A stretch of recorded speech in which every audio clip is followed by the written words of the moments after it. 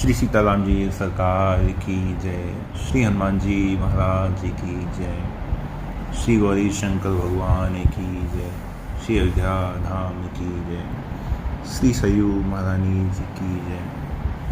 सब संतन की जय, सब भक्तन की जय। जय जय श्री सीताराम। नाम जप करना, भजन करना, है ना, भगवान का स्मरण करना हम सबको ये अच्छा लगता है। अच्छा नहीं लगता हो तो यहाँ क्यों होते? जाकर संसार का आनंद लेते, विषय भोगों को भोगते। यहाँ क्यों बैठे होते? क्यों सत्संग सुनते, क्यों कीर्तन करते, यहाँ क्यों होते? लेकिन कहीं ना कहीं ये सब अच्छा लगता है, और अच्छा नहीं भी लगता है तो भी अपने कल्याण के लिए, कि दोबारा इस शरीर संसार के चक्कर में ना पड़े, इसलिए।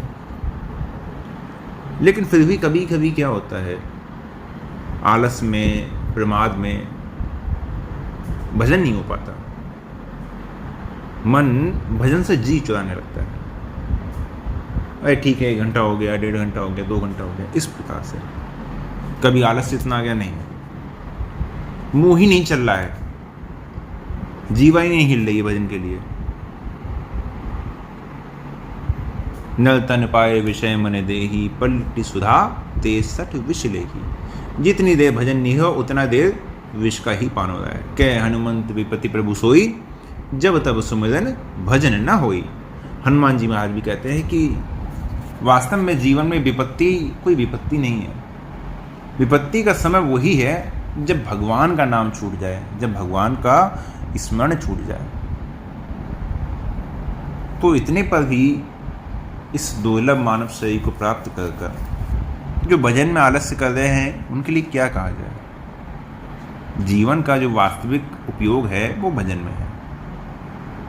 और जब ये शरीर छूट जाएगा तो इस भजन का अवसर दोबारा तो मिलेगा नहीं। किसी योनि में चले जाओ, जैसे कबीरदास जी ने कहा भी है, आज कहे मैं कल भजूं, काल कहे फिर काल, आज कल के करत ही अवसर जासी चाल। आयु ऐसे ही व्यतीत हो रही है। काल भजनता आज भजनता अब, पल में पहले होएगी, फिर भजेगा कब? फिर भजन कब करोगे?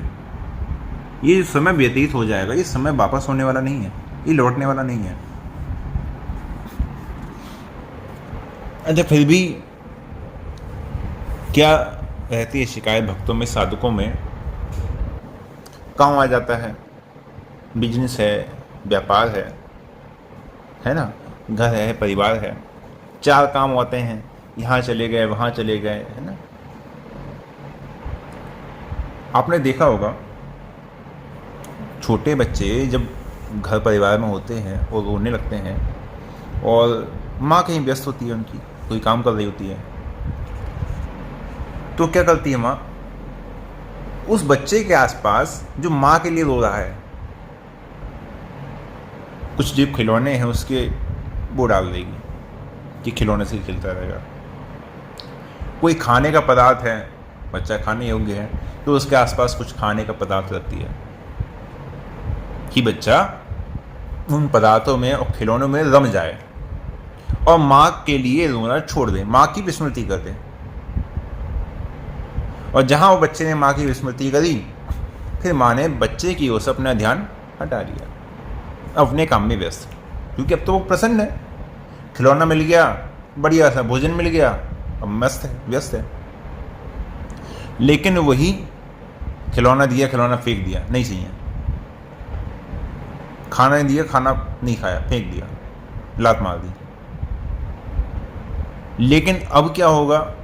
अब जो बच्चा माँ के लिए पुकार रहा है, माँ उसको अपनी गोदी में लेने के लिए बाध्य हो जाएगी कि नहीं हो जाएगी? हो जाएगी ना बाध्य। वो लेगी ही लेगी गोदी में, बिना गोदी लिए वो मानेगा ही नहीं। उसी प्रकार अब हमारा जीवन है, और हमारे जीवन में जो भगवान का भजन है, ये भगवान के लिए पुकार है, ये भगवान के लिए पुकार है। और बीच में माया जो विघ्न डाल देती है, वो भगवान की ओर से परीक्षा है। इससे माँ ने अपने बच्चे की परीक्षा ली ना, खिलौने और भोजन उसको देकर। उसी प्रकार अब माया के सहारे से अब ये भगवान की परीक्षा है कि ये मेरी विस्मृति करता है कि नहीं करता, या मेरे स्मरण के लिए, इसके लिए संसार की और जो वस्तुएं हैं और जो कार्य हैं वो मेरे स्मरण के आगे वो सब कार्य, वो सब वस्तुएं इसके लिए गौड़ हो जाती हैं। इसके लिए मेरा स्मरण, मेरा लगाव, मेरा प्रेम, मेरा भजन, मेरा स्मरण ही इसके लिए प्राथमिकता है। इसके जीवन में जो ये कहता है कि प्रभु आपकी शरणागति है, आपको छोड़कर न अन्यम जाने न जाने जाने, मैं आपको छोड़कर किसी को नहीं जानता, है ना। मानहु सब ही राम के नाते, सुहृद स्नेह जहाँ लो, मैं राम जी के नाते से सबका संबंध मानता हूँ। यदि किसी का राम जी से नाता है तो मेरा नाता है, यदि राम जी से नाता नहीं है तो मेरा। तो ये राम जी की ओर से परीक्षा है कि वास्तव में जो ये कहता है शरणागति की बात, वो इसके व्यवहार में है कि नहीं है, यह परीक्षा लेने पर ही उसमें उत्तीर्ण होगा कि नहीं होगा। अब राम जी ने 4 काम दे दिए, जाओ बच्चा यहाँ चले जाओ, वहाँ चले जाओ, है ना, ये काम कर लो, वो काम कर लो। अब काम में लग गए तो काम में लगने के बाद भगवान के भजन की स्मृति हो गई, वो विस्मृति हो गई। भगवान का भजन छूट गया, नाम जब छूट गया, काम में लग गए। तो जिस प्रकार अब बच्चे के लिए माँ नहीं आई थी, उसी प्रकार अब हमारे लिए भगवान नहीं आएंगे। वैसे तो कलयुग के लिए कहा गया है कि यहां भगवान की प्राप्ति, भगवत प्राप्ति सरल है, सहज है, कुछ ही समय में होने वाली है। कलयुग समजुग आन नहीं जो न पर विश्वास, गाई राम गुणकन विमल भवतर नहीं प्यास। तो कलयुग के समान दूसरा युग नहीं आने वाला। लेकिन परिस्थिति कहाँ आ गई कि वही माया रूपी जो विघ्न आ जाते हैं बीच में। अब केवल कोई काम ही नहीं कि घर वालों ने कोई काम दे दिया, घर वालों ने जरूरी नहीं है कोई काम दे दिया। देखिए विघ्न किसी भी तरह से आ सकते हैं। किसी ने आपके पास आके आपका सम्मान कर दिया, अरे भाई ये देखो कितने बढ़िया देखो भगत जी हैं, कितना देखो भगवान का देखो नाम जप कर रहे हैं। हाँ भाई साहब, कौन सा नाम जप कर रहे हैं? अच्छा, किसके भगत हैं आप? अब अपनी मान प्रतिष्ठा बढ़ाई में उन्होंने क्या किया, भगवान के भजन का त्याग कर दिया। अरे नहीं भाई, बस थोड़ा बहुत ऐसे ही हो जाता है, अरे नहीं ऐसे बस थोड़ा बहुत हो जाता है, ऐसे बस भगवान का हम तो नाम ले लेते हैं। भजन छूट गया और अपनी मान बढ़ाया है, नहीं ऐसी कोई बात नहीं। अरे मान बढ़ाई, प्रतिष्ठा, अब कहीं क्रोध, नाम जब करते हुए जा रहे हैं, किसी से टक्कर हो गई, उसने कहा अरे तू दिखाई नहीं देता, अरे भाई साहब आप भी तो देख के ही चल सकते हो, आपने नहीं देखा, गलती तो आपकी है। भजन छोड़ के क्रोध का साथ लग गया, क्रोध का हाथ पकड़ लिया, लड़ाई झगड़े में पड़ गए। अरे नहीं कोई बात नहीं, उसकी गलती हो आपकी गलती हो, आपका भजन नहीं छूटना चाहिए। क्यों व्यर्थ के कामों के लिए, व्यर्थ के संसार में लगने के लिए क्यों अपना भजन छोड़ रहे हो? हाथ जोड़ के भैया सीताराम सीताराम बोल के चलते बोलो, क्यों व्यर्थ का झगड़ा करना? तो ये सब जो भजन के मार्ग में, चाहे सांसारिक प्रलोभन से लेकर, काम से लेकर, क्रोध से लेकर, लोभ से लेकर, मोह से लेकर कुछ भी सामने आता है, तो वो आपकी परीक्षा समझिए। ये मैं विशेष रूप से इसीलिए कह रहा हूँ जिससे आपका जो नाम जप है, नाम जप में आपके जो बीच बीच में विघ्न आ जाते हैं, बाधाएं आ जाती हैं, टूट जाता है, उस समय भंग हो जाता है बीच में, वो ना हो और उसमें आपकी प्रवृत्ति और दृढ़ हो जाए। तो ये सब जो बातें हैं, ये सब जो बाधाएं आती है, इनसे बचिए। इसका माँ चाहती है ना कि ये मेरे लिए रोएगा तो ही मैं लूँगी, तो ही ये मेरी गोद में आएगा। उसी प्रकार भगवान भी चाहते हैं, सब ते पुनि प्रिय मोहिनी जिदासा, जय ही गति मोर न दूसर आशा, पुनि पुनि सत्य कहूँ तो ही पाही, मोहि सेवक सम प्रिय कोई ना है ना। सुन मुनि तो ही कहूँ सैरोषा, भजई मोहि तज सकल भरोसा, करऊँ सदा तिनके रखवारी, जी बालक राख। भगवान भी कहते हैं कि भाई अनन्य भाव से, पुरुष न पुंसक नादिवा, जीव चराचर कोई, सर्व भाव भजी कपट तजी, मोहि परम प्रिय सोई। वही मुझे परम प्रिय है जो सभी भावों का त्याग करके केवल मेरा भजन करता है। जिसके लिए केवल मेरे भजन का जो भाव है वही प्रधान है। तो जिस प्रकार माता बच्चे को स्वीकार कर लेती है, अपनी गोद में बिठा लेती है, उसी प्रकार इस प्रकार के भजन करने वाले भक्त को, साधक को भगवान अपनी गोद का आश्रय देते हैं, है ना। भक्त की परीक्षा के लिए भगवान भक्त की इच्छा के अनुसार, यदि उसके मन में कोई इच्छा है तो उसकी इच्छा के अनुसार अनेक प्रकार के जो विषय हैं उसका प्रलोभन दे के बुलाना चाहेंगे कि विषय के प्रलोभन में आके ये मुझे भूल सकता है कि नहीं। भूल जाता है तो भगवान की परीक्षा में फेल हो गया। लेकिन उसमें भी जो बड़ा भाग्यवान है, जो भगवान के भजन के मर्म को समझता है और जो भी पदार्थ उसके सामने माया के द्वारा प्रस्तुत हुए उन पदार्थों को तुच्छ समझता है तुच्छ हैं, ये तो नाशवान है।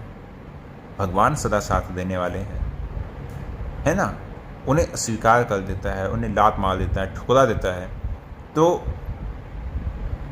भगवान उसके प्रेम को देखकर, उस प्रेम में मग्न होकर, जैसे कोई माता अपने बच्चे से मिलने के लिए व्याकुल हो जाती है ना, उसी प्रकार भगवान अपने ऐसे भक्त से मिलने के लिए भी तत्पर हो जाते हैं। ऐसे भाई आप सारे कामों को छोड़कर भगवान के लिए आए ना, भगवान क्या कहते हैं, ये यथा माम प्रपद्यन्ते तांस तथैव भजाम्यहम् हम। भाई जितना तू मेरा भजन करेगा उतना मैं तेरा भजन करूंगा, तू जिस प्रकार से मेरा भजन करेगा मैं भी तेरा उस प्रकार से भजन करूंगा। तू मेरे से मिले बिना नहीं रह सकता तो फिर मैं भी तेरे से मिले बिना नहीं रह सकता। तो ऐसे भक्त के लिए संपूर्ण जितने कार्य हैं, क्रियाकलाप हैं, सबको छोड़कर भगवान को आना ही पड़ता है ना, भगवान को आना ही पड़ता है। और कली काल में तो नाम की महिमा है ना। यही कली काल न साधन दूजा, जब तप योग नमक विपत गुजा। गा है कुछ भी नहीं है, केवल गाये राम ही सुमे राम ही, संतत जपत राम गुण गाम ही।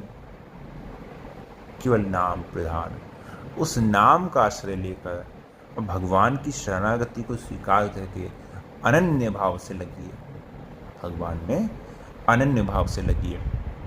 मूल रूप से देखिए, आज समझाने का केवल प्रयास इतना ही था कि जब हम लोग नाम जप करते हैं तो भजन में जो आलस आता है, प्रमाद आता है, किसी ने मान बढ़ाई कर दी, कोई हम पे क्रोध करने लगा, गुस्सा करने लगा, है ना, कोई भी ऐसी व्यवधान बाधा, तो केवल आपके भजन में बाधा के लिए आते हैं। और एक प्रकार से भगवान की ओर से संकेत है कि आप भगवान के भजन को अपने जीवन में कितनी प्राथमिकता देते हैं।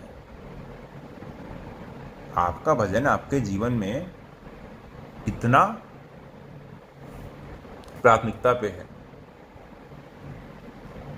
आप भगवान के भजन को लेकर अपने जीवन में क्या सोचते हैं, क्या नहीं सोचते हैं। अच्छा ठीक है कर लेंगे, ठीक है बाद में कर लेंगे, पहले ये काम कर लेते नहीं।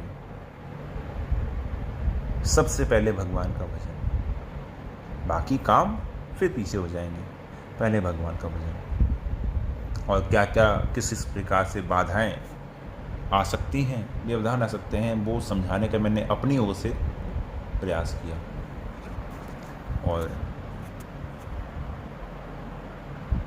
आज के लिए यही विश्राम देते हैं। जय जय श्री सीताराम।